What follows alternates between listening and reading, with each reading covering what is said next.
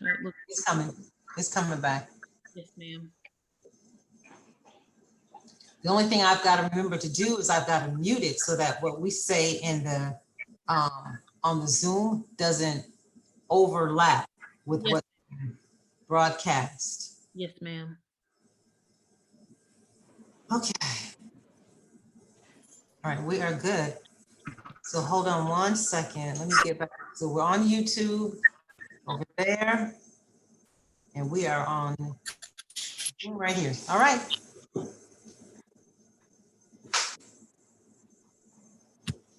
All right then. So we're on the matter of the state versus Isaiah Smith.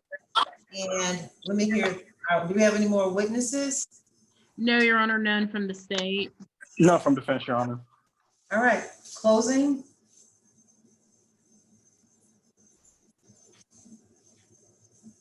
Are you ready for closing argument? I am, Your Honor. We are we having defense go first, or? Yes, we're requesting since we have the burden. Gotcha. All right. Yes, Your Honor. Just in conclusion, as far as this preliminary hearing for Mr. Smith, after speaking and hearing from Ms. Allen, her testimony reflected there was a verbal argument on this particular day, February 29, 2020, in which both parties' tempers were flared. She got mad. She did explain that she also was upset on her end as well. At that point, she stood in the doorway of her home, blocking him inside of her home. At that point, in his attempt to leave, Ms. Allen alleges that there was contact made. If there, not in any attempt to punch Ms. Allen, to slap, but to leave the residence, to get to a place of safety. His target was not Miss Allen, but was outside, to make it outside of that home. As far as the criminal trespass, I know that Miss Allen explained that there was a TV that was broken. She did testify that it was replaced within that same day with an even better TV replaced in that same day. And just based off of all the testimony that has been presented, Your Honor, we ask that you find insufficient probable cause for these two charges. All right. Ms. Lewis? Thank you, Your Honor. As to the simple battery, family violence, all elements were met. Simple battery does not require that she be the intended target. It just means that the act be intentional. And that contact be made, and that contact be insulting and provoking. I asked her, did you want him to push you in any way? And she said, well, of course I wouldn't want someone to push me. I wouldn't want anyone to push me, not just him. So that goes to the element of it being insulting and provoking, because no one wants that contact. In fact, she testified that past the situations, he exits the other way and doesn't push her, which is why she didn't see that coming. So the element of the contact, that it was insulting, she didn't want anyone to push her. There's also testimony that he was upset because she said she perceived him hitting the television out of anger. So we know that he was not calm as well, and he struck the TV with enough force to break it. There was testimony from her that the intention for him to come back there, family violence, lived in the past, and she testified that they had lived together in the past, so it satisfies the family violence requirement. And to the criminal trespass, he intentionally caused the damage. He do so with her consent, and that damage was less than $500.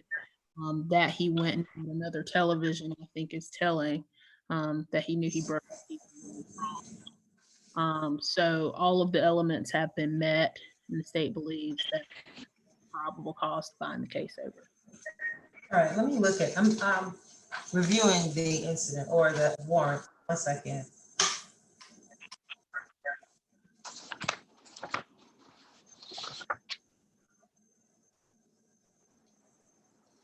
Well, see, what I recall the testimony is that this Smith pushed by her. He got upset, hit the TV, and pushed her out the doorway. Mhm. Yes, Your Honor. And so our contention is that the push is physical contact.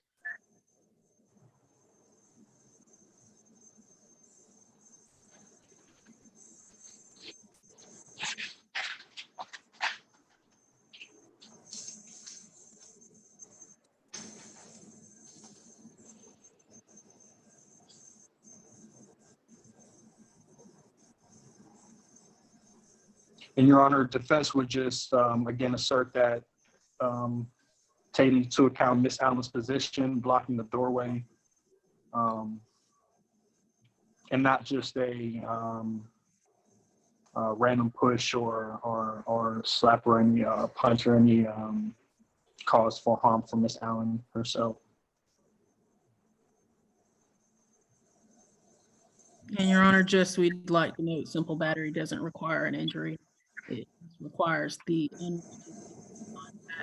The contact, I know.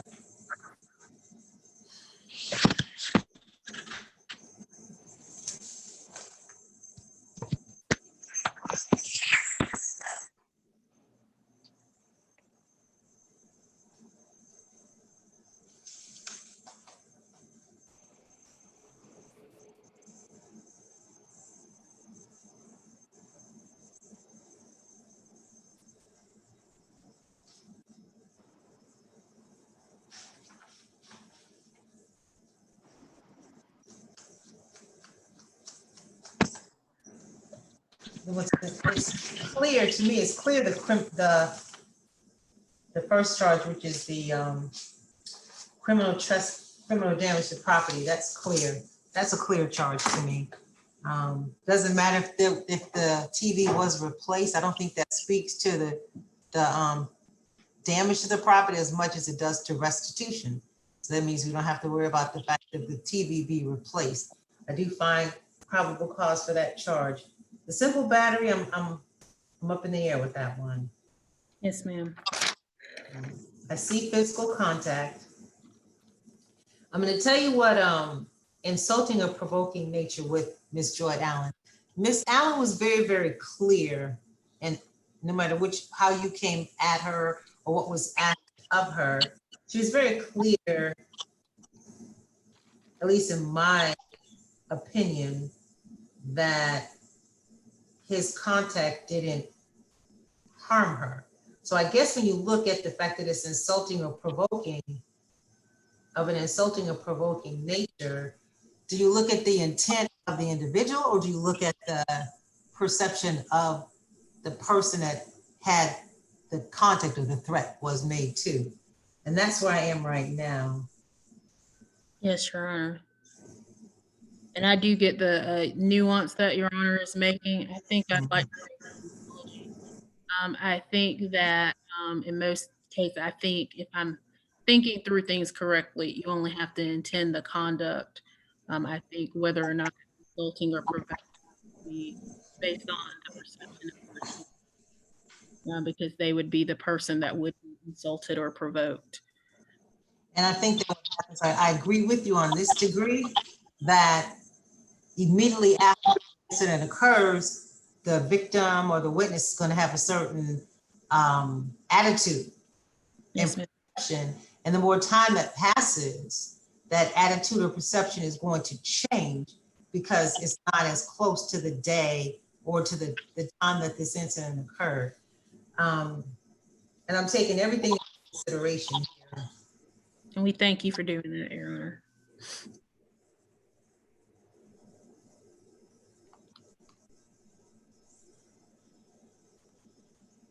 I'm gonna tell you what I'm likely to do. I'm likely to reduce this from a simple battery to a criminal trespass. I think that there needs to be something, or disorderly conduct is what I would like to do, disorderly conduct. There needs to be something that speaks to the action of Mr. Smith, but that doesn't totally exculpate him from any type of culpability. Simple battery is a stretch to me. So I'm gonna reduce this to disorderly conduct. I think that is a little bit more appropriate to what I hear Ms. Allen spoke of in terms of the contact and the whole situation seems to me like it's more of a disorderly conduct. Mr. Graves, you have a problem with that? I do not, Your Honor. All right, I know you don't. All Thank right, you. well, that's gonna be, instead of simple battery, it's gonna be disorderly conduct and the criminal damage to property. So tell me what the bonds are on those two. What is the bond on? I may have it myself. Yes, Your Honor. I think on the criminal trespass, let me see. I was looking at the calendar to get that off. This is Mr.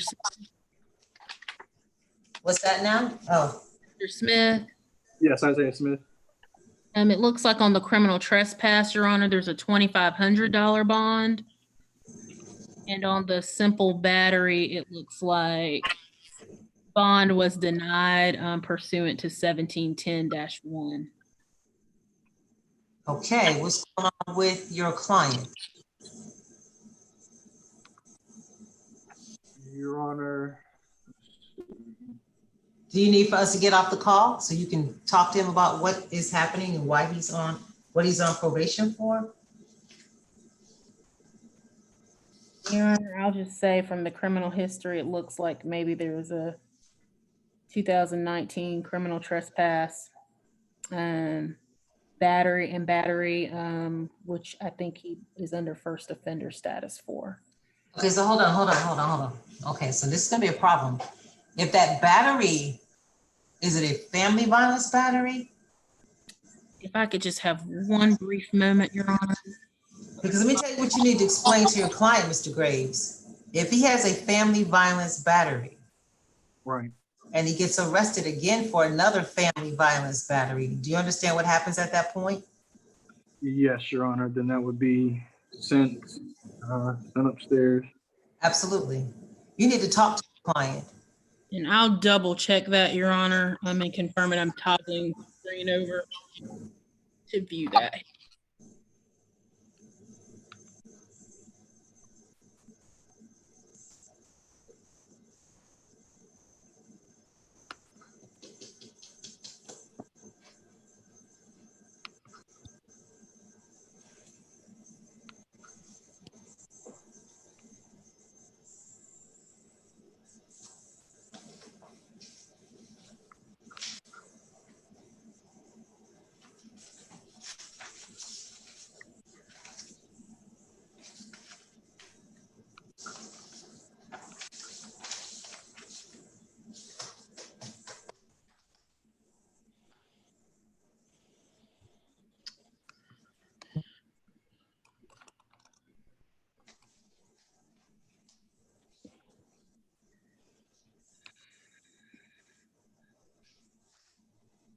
Okay, Mr. Smith.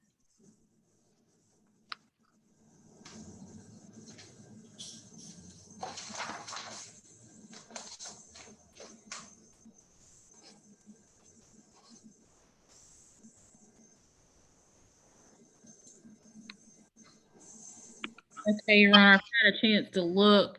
It appears that it's a battery and not a battery family violence and a criminal trespass, but he entered a first offender. He's on first offender probation. Okay. So there are two misdemeanors. There are two misdemeanors. He's on first offender probation. When did the probation start? It looks like it was deferred, Your Honor, for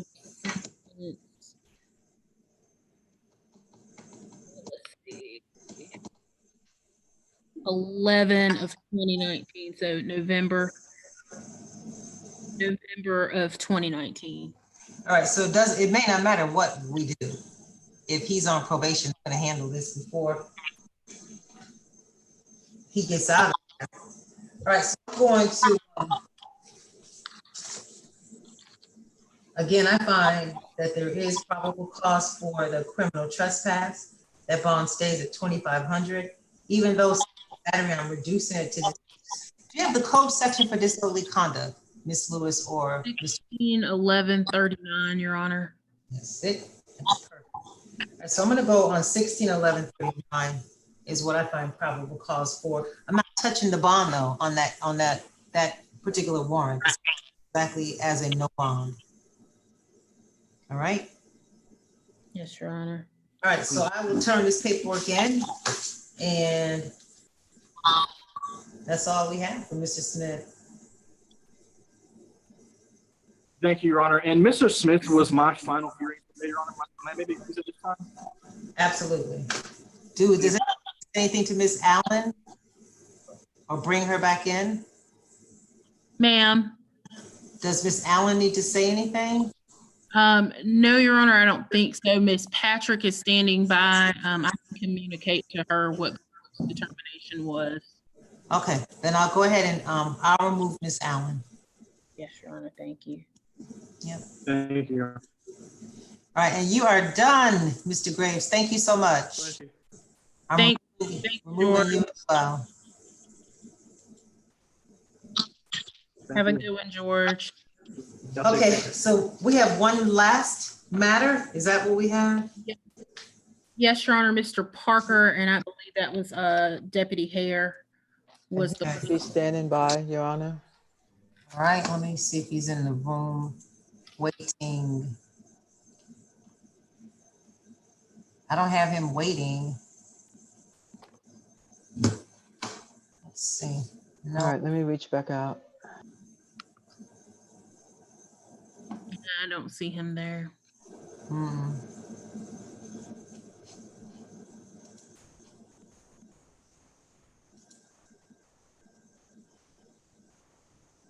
Why is Mr. Graves back in here? All righty, he's gone.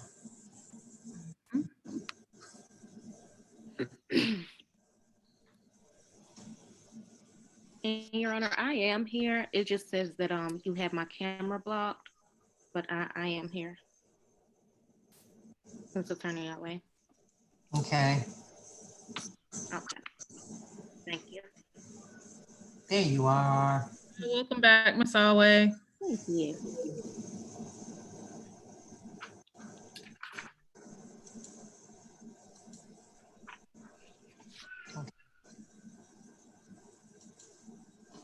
All right.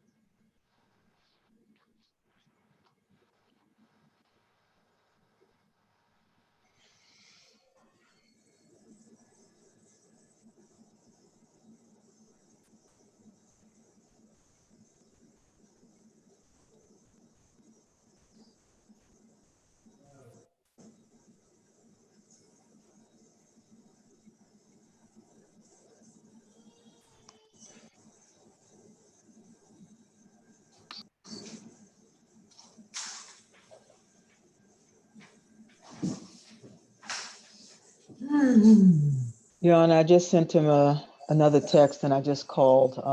Let me try something else because he was here a little while ago. So let me Okay, try something. I saw he was coming in and out, so he probably. Yeah. Okay.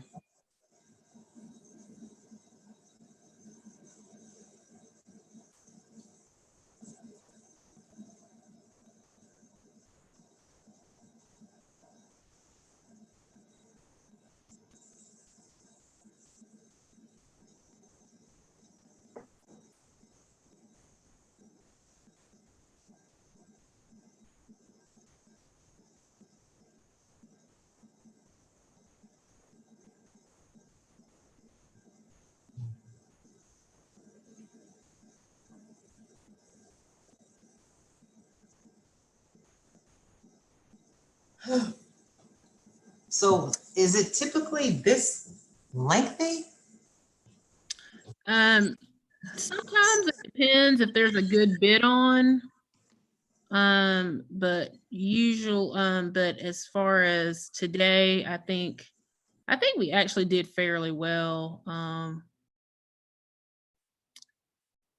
Because I was a little nervous about the witnesses, and coordinating that, but it's probably a little longer than usual.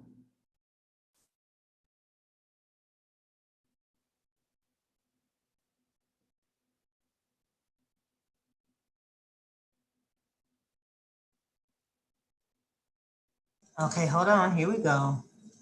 So I'm wondering this, we start at 11 o'clock on, why did we start at 11 o'clock? I'm not sure, Your Honor. I know that may have been some coordination on the part of your office with ours because we were working from limited hours from 10 to 3. And I think Your Honor was coordinating to make sure that calendars corresponded with the limited operations that we were under. I think we should start at 9. I'm gonna run it by them. Okay. 11, it just doesn't, we don't need to still be here. It's almost 4 o'clock. Excuse me, Your Honor, Deputy Hare said he's in. Okay, alrighty. He can start his video. There you are. I see him. Okay, can we hear you? Deputy Hare? Can you talk so we can hear you and make sure we do hear you? Can you hear us? I don't know. I don't see indication that his mic is muted, but he's not saying anything. He said, he texted and said he can't hear, so.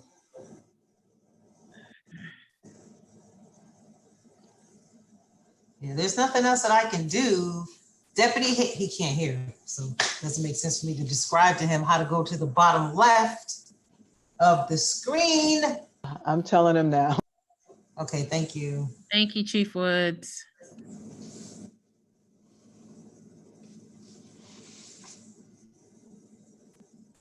And Judge, you just let me know if you want to move those to 9. I'll be there with bells. Would that be a problem for Lister and Holt, Attorney Alway? Not that I know of, I just need to let them know. Okay, because 11 o'clock, I don't see anything. I'm looking at my calendar. I'll talk to Miss Simons when we finish the call. I don't see any reason. Well, we'll talk about it. I'll talk to Miss Simons because she's done this for a couple of weeks. This is my first time doing the misdemeanor prelim. So I just want to know if there's something I'm not getting to why we would start this late. Looks like he's on. I'm on. Deputy, okay, there you are. Very, very good. All right.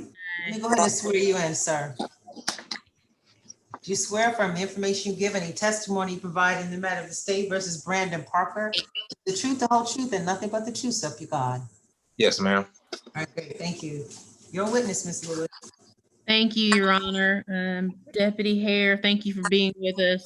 I know it's late in the day. Can you give us your full name and spell it for the record? Deputy Tyleik Hare, Tyleik. Last name is Hare. Okay. And where are you currently employed? Clayton County Sheriff's Office. Okay. And did you make contact with a Brandon Parker as part of your responsibilities as a Clayton County Sheriff? Yes, ma'am. And would that have been around March of this year, March 2nd of this year? Yes, ma'am. Okay. And where did you make contact with him? At the America's Inn Hotel. Okay. And do you know what county that hotel is located in? It's going to be in the city of Forest Park, Clayton County. And is that Clayton County? Yes, ma'am. Okay. Can you tell us the purpose of you making contact with him? Yes, ma'am. We had initially got an anonymous tip that it was a wanted subject in room 304. So myself and responding deputies went to the location to further investigate. And once we got there, we knocked on the door to see if we made contact with anyone. And we made contact with a female subject. And at that time, I noticed a male subject running in the background. And I asked a female who was the male subject that just ran in the background. And she didn't answer me. So at that time, I asked, would she mind if myself and other deputies come in and check to see who it was? And she gave us consent to come in. And I located the male in the bathroom of the hotel room with marijuana, approximately 9 grams of marijuana by his left foot. And was placed under arrest based on this? Yes, ma'am. And he initially provided a false name.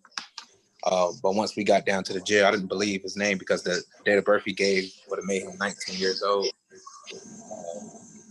And he didn't look like a 19-year-old. So once we got down to the jail, I had him fingerprinted, and he actually came back as Brandon Parker, and he was wanted out of Clayton County.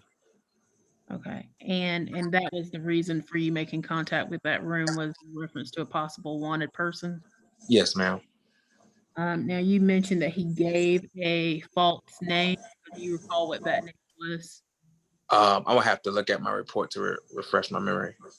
Your Honor, may he be permitted to do that? Absolutely. Thank you. Give me 1 second.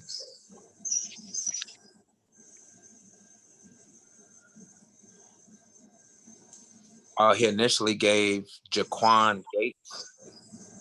Okay, and I'm sorry, I didn't interrupt you. Yes, ma'am. He initially gave Jaquan Gates with the date of birth of November 21st, 2002. And when you guys put that name in, did it return back anything to verify that there was a Jaquan Gates? Jaquan Gates, he made a spontaneous utterance to one of the jail staff that Jaquan Gates was his little brother or some nature, but it didn't return on GCIC when we checked it. Okay, and if a name is tied to a valid ID, it would return something? Yes, ma'am, it would. Okay, and when you all placed in what you believe his true name, Brandon Parker, to be, it did return back? Yes, ma'am, also with a photo of him. And I know you mentioned that you observed him in the bathroom with the marijuana. How close was it? It was literally like sitting on top of his left foot. It looked like he just dropped it out of his pocket. Okay, and was anyone else in the bathroom with him? No, ma'am. And based on your training and experience, are you aware of the physical characteristics of marijuana? Yes, ma'am. Did it appear to be marijuana based on that training and experience? Yes, ma'am, it did. And do you recall approximately how much that weighed, or if it was less than an ounce? It was less than an ounce. It was approximately 9 grams.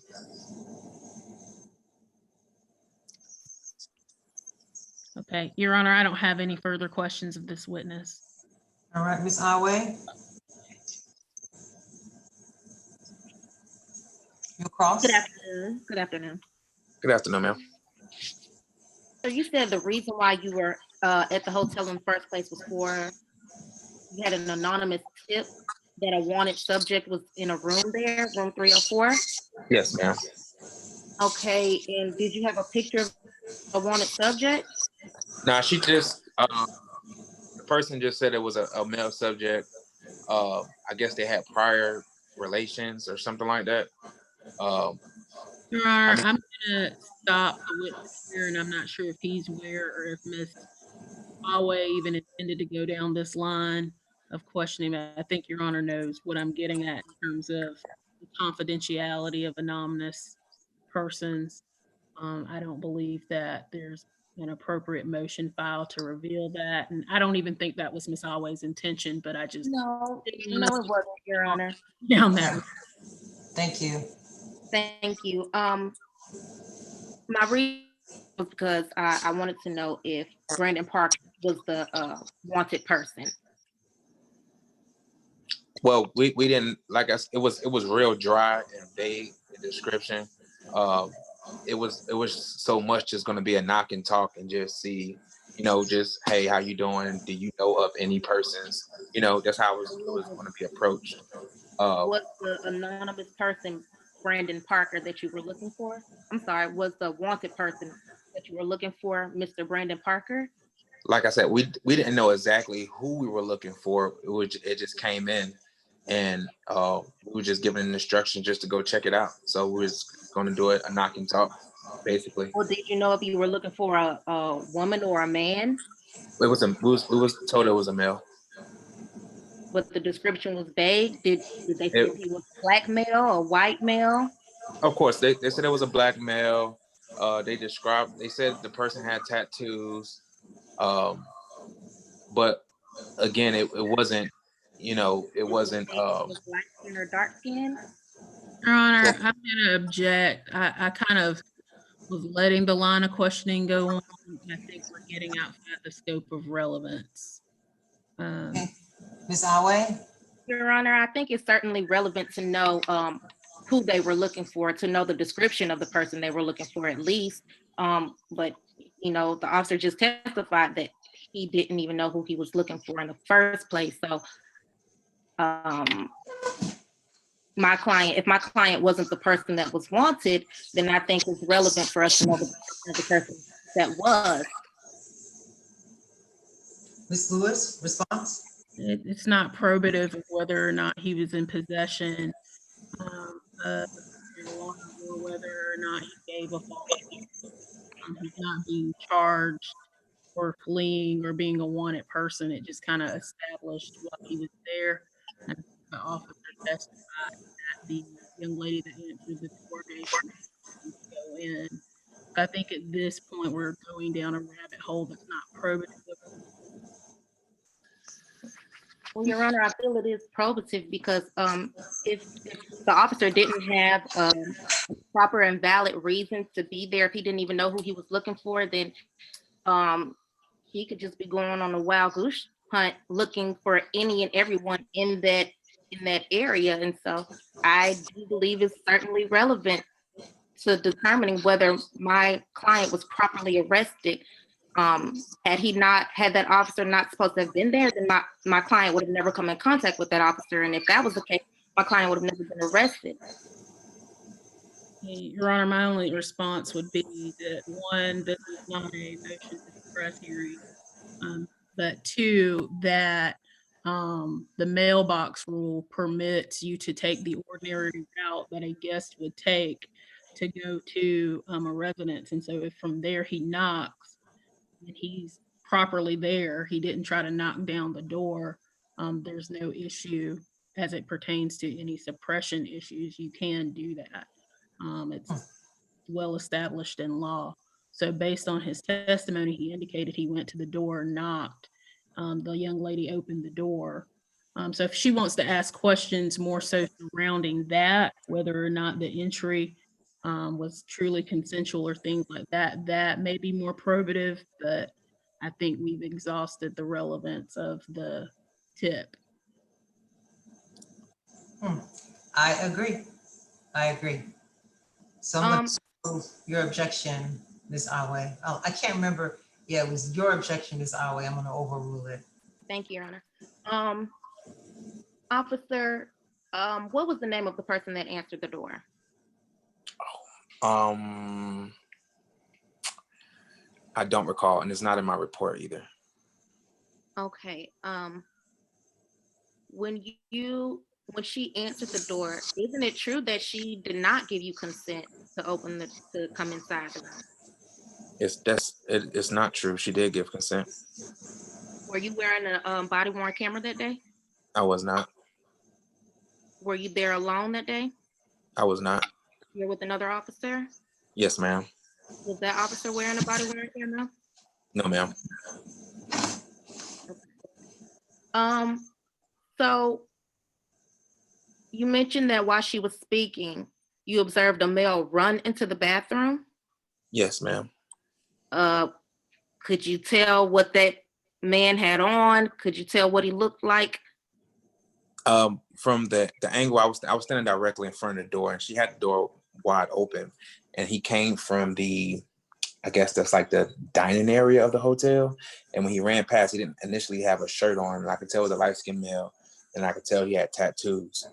And you know, I just thought it was kind of suspicious. Why would somebody be running in their own room? So I just asked who it was, and at that time she didn't answer. She looked kind of nervous. Okay, so if she looked kind of nervous, and she never answered, why did you go in the room? No, she didn't answer my question as who the guy was.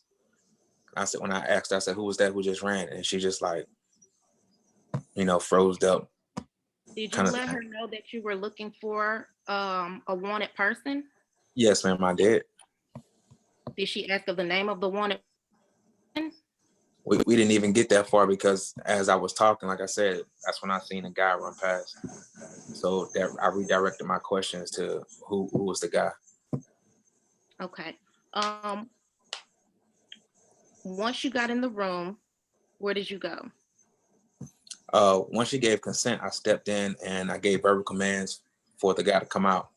And he didn't come out. And me and my partner slowly closed in on the bathroom area, still giving him verbal commands to come out. He still refused. And at that time, me and my partner went into the bathroom and found him basically hiding behind the bathroom door. Okay. Did you ask him his name at that point? I did. Okay. And where was this alleged marijuana? On his left foot. On his foot? Yeah. Yes, ma'am. Okay. And did you test this substance? I didn't test it. Someone at the department tested it. Okay. And did it come back as marijuana? I don't have the results, ma'am. Did you ask them, was that marijuana or was that CBD? Say that one more time. Did you ask them whether that green leafy substance, whether it was marijuana or whether it was CBD? No, ma'am, I did not.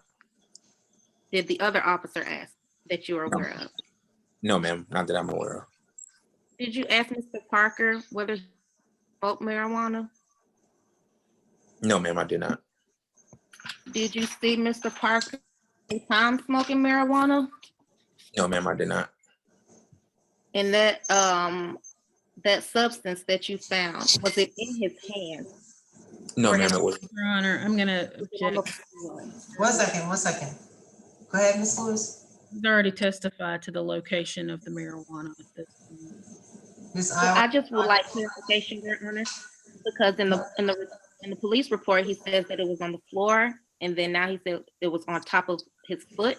So I just want a clarification where on his person he alleges that substance was. I So, think 1 second, Ms. Lewis. What I've heard so far is that he said the marijuana was on top, the alleged marijuana was on top of Mr. Parker's foot. So I don't know how you go from his foot to his hand. I'm not really sure if that was that you Okay. meant to ask, or. Was there? So 1 second. There's an objection on the table. I'm sustaining the objection. You can move forward, Ms. Awe. Thank you, Your Honor. Was there any other substance found outside of the substance that either near or on his foot in the bathroom? No, ma'am. Okay. And you are aware that there were 2 people inside the room, or were there more? It was 2. It's the female and him, Mr. Parker. Okay. Did you ask the female whether that marijuana belonged to her?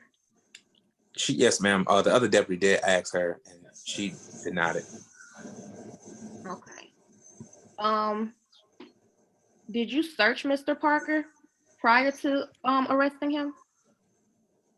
Yes, ma'am. No, I searched him after. I'm sorry. Okay. Did you find anything else on his person after arresting him? No, ma'am. Okay. And did he tell you that that was his marijuana or CBD? No, ma'am, he did not. Okay. No further questions, Your Honor. Any redirect, Ms. Lewis? none, Your Honor. Thank you. Okay, any other witnesses, Ms. Lewis?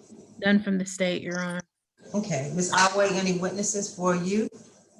Your Honor, I think my client wants to testify. Okay, Is that correct, Mr. Parker? Yes, ma'am. Okay. Mr. Parker, let me have you raise your right hand.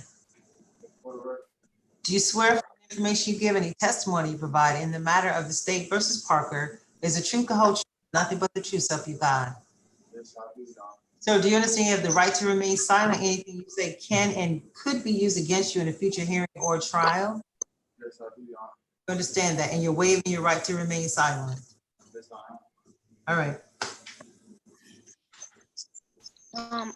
Mr. Parker, I understand that you would like to let the court know what happened on this date. Tell us what happened from the moment you guys got into the hotel room and the officer knocked on the door. From the moment we pulled up on March the 2nd, approximately 3 in the morning, 2:30, almost 3 in the morning, my girlfriend, Cassandra, had got this room in her name. We went to room 304. Everything we had was in our car. There was literally no traces of us even being in that room. We literally got the room due to the fact our apartment would be ready that next morning. So we literally went in there, went to sleep. Okay. Maybe an hour and a half, 2 hours later, because we was on our way to work by 6 in the morning. So it wasn't even 6 in the morning. We was getting a knock on the door. We was both naked. She was getting a knock. Sheriff department, we have a warrant for Cassandra Siegel. They showed her paperwork with her face on this paperwork with a warrant out of East Point for burglary. She said, "Oh my God, what is this all about? I don't burglarize nothing." This is what she said. Yes, I hid in the bathroom shower. She had hid whatever she had hid because she was gonna let them in. To a map. She opened the door just to see what they had to take at the door, but she did not give no one the right to come bombard her half naked with her clothes halfway on and off. They were scaring her to the point of basically, open the door or else. Like, so she opened the door crying because she thinks she's going to jail for burglary. We have a warrant out of East Point, Georgia for burglary. She opened the door. I'm in there like, wow, I'm in the bathroom. Yes, I was not behind no bathroom door. I was actually inside of a shower. And he never seen me running because the bed is right next to the bathroom. There's no way you can see me running when I was already in the bathroom prior to her opening the door. He did not even know I was there. It was just, Okay, Mr. Parker. So was the purpose of you going from one location to the next to dress yourself? Objection. I was. One second, Ms. Parker, hold on. There's an objection, Ms. Awe? I'm sorry, what was the objection? No, she said it was leading, that you're leading the witness. Oh, I'll rephrase. Okay, thank you. Mr. Parker, was there a reason why you went into the restroom after the police arrived? Yes, there's more than one reason. One reason was to put on my clothes. Another reason, my homeboy just got killed the same way. For people coming to a hotel room on anonymous for the record killed. With nobody, it's like this hotel room, this man right here brought in 10 people that same morning, back to back. They run your name at the hotel. She had a warrant. They came with a fake paperwork and wasn't signed by a judge or arrest warrant. I wish she was here. If I knew I had court, she would love to be here right now. But she's not. So I'm speaking on her behalf, and she would like to come if this had to proceed. But yes, I was getting myself together because I know how the police react early in the morning. I'm scared. I'm nervous. Of course, anybody that right now would be nervous. I never knew I had a warrant out of Dayton County. None of that. No, I did not get. Mr. Parker, I'm sorry. Mr. Parker, did you at any time tell the officer that substance was marijuana? I never even knew about no substance, man. The thing is, he locked me up because for no reason, because I was in the bathroom. He detained me. I came out of the bathroom. Her exact words were, "Baby, come out the bathroom before they kill you."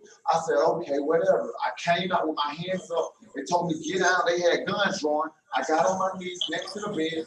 he put his hand in the back like I'm the fugitive. They never detained the one who they had a warrant for. He put his elbow in the back of my neck. I wish he had a body cam because I can't exaggerate. I can't express this no more than what I'm saying. But she can tell you, she even called my mom. My mom called the jail the same morning. So with that being said, okay, yeah, I was nervous. I was scared. I hid. The warrant wasn't for me. I heard them say that it was for her. So I still hid. Okay. But so they detained me saying for a false name just to look for something that I never seen. And he so-called, once I made it out of the hotel door, oh, look at this, look at that. But it was no paraphernalia, there was no blunt, there was no ashes, nothing, traces of us smoking in this room, literally within 2 hours that we were there. Nobody, I don't even know who could have gave them a number until I never walked outside the hotel. I never did anything to give them a tip that they were looking for me when they had a warrant for her. And it was in her name for the record. Okay, Mr. Parker. So was your testimony that when they arrived, just for clarification, they stated there was a warrant for Cassandra, which is the person that entered the door, correct? I seen the paperwork myself. When I Okay. used to go to meet up, I seen it. Okay, and so they arrested both you and Cassandra afterwards, correct? They never detained her at all now. They literally never even put one handcuff around her wrist. They came straight for me. Okay. Once I came out the bathroom. And All that's right. all I have to say. I mean, I would give y'all her number right now. She can come. No, it's okay. Tomorrow she will be here. You can send her a link. Your Honor. Thank you, Ms. Parker. Thank you. All right. Do you have any questions, Ms. Lewis? No, Your Honor. Okay. Do you have any other witnesses? Ms. No other witnesses, Your Honor. All right, argument. Your Honor, we ask at this time that you find there was no probable cause to arrest Mr. Parker. It's unclear as to why he was even questioned. If there was no description for this person that alleges he was looking for. In addition, Your Honor, we don't have a body cam from either person to verify what happened. We don't have any information from the witness that answered the door, the person that the officer said had the warrant that they were looking for out of the point. My client never told the officer that that substance was marijuana. He never said that that substance was his, and that there's no test result saying that that was marijuana, Your Honor. And so for those reasons, we ask that you find there was no probable cause to arrest Mr. All right, Ms. Lewis. Thank you, Your Honor. There is more than adequate evidence to establish probable cause as to both charges. The marijuana, the officer's testimony, someone else in the bathroom, and he testified twice right there. When the officers walked in, he testified that based on his training and experience, he was familiar with the physical characteristics of marijuana, and that he also testified that the lady at the door, or that it was her marijuana, so that it's sufficient to establish probable cause for the marijuana. Officer testified that he went to do a knock under the law. He saw a run into the bathroom, that he was there based on that a potential wanted person was there. It was reasonable for him to inquire as to the person did obtain consent. There's that he did that. I know that Mr. Parker does to some extent, but he indicated he was in the bathroom already based on his testimony. So I don't believe it would be reasonable to infer that a conversation was had between the young lady and the officer. Additionally, the defendant gave the false name of Jaquan Gates. He was initially suspicious that the date of birth would have placed Mr. Parker at about ago, and he did not have that appearance of being that young. Um, we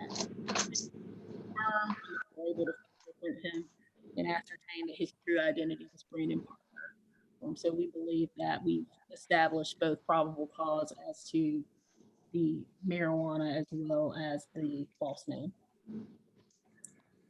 All right.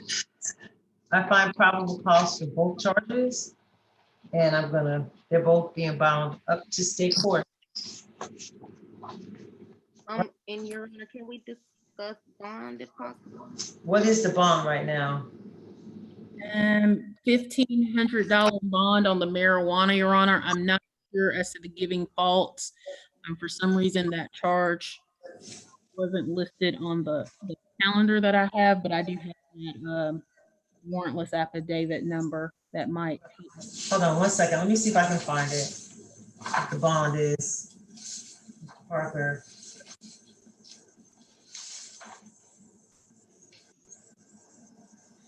It's, wow, 1,500 on the marijuana. My calendar only has 3, 4. I only have one charge for Mr. Parker. Yes, ma'am. Whenever I was able to go into the state, and it was based on my preparation in this case, I noticed with Deputy Here's narrative, the conversation about the false name, it piqued my interest. What the false name? I was able to ascertain that warrantless arrest affidavit number, and it is. Oh, do you know something? Let me tell you something. I see. Here's what happened, that during the first appearance, Yes, ma'am.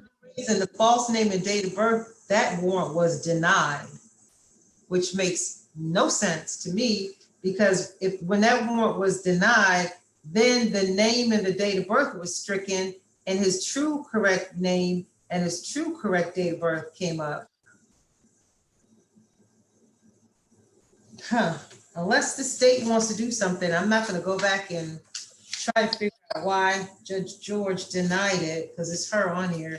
So I'm going to go forward as if we only have possession of marijuana, and that's a $1,500. Yes, Your Honor.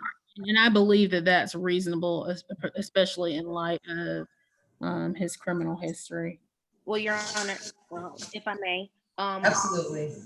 my client has been in custody for a while now. He's lost his job. He doesn't have the means, and he doesn't have family that can pay for him to bond out. He does plan on pleading not guilty. And so he will basically be forced to take a plea in order to get out of jail if he's not given an OR bond. And then in light of the coronavirus going on, Your Honor, this incident was nonviolent, and I think it's better for him to be out on bond while awaiting his trial. He's not a flight risk. He's not a threat to the community. And because he no longer has his job and has done so much time already, he believes that an OR bond would be appropriate. I would need to see more for Mr. Parker than just to hear what you're saying here. I need to see more from him. What would you like to see, Your Honor? I'm not going to make a decision. I would like to see the criminal history. I would like to have a bond hearing. So at some point, if you want to have a bond hearing, we can do that. Okay. I'm not going to consent to him being out on his own today. I'm not going to consent to that. Okay.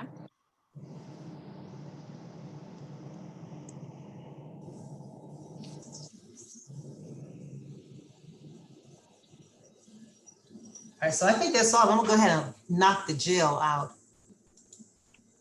of everything. 1 second. Are we done? I think we're done, aren't we? Yes, Your Honor. Yes, Your Honor, that was the last hearing. All right. I'll get the paperwork to you soon. I'm working on it right now. I'm gonna cut us off the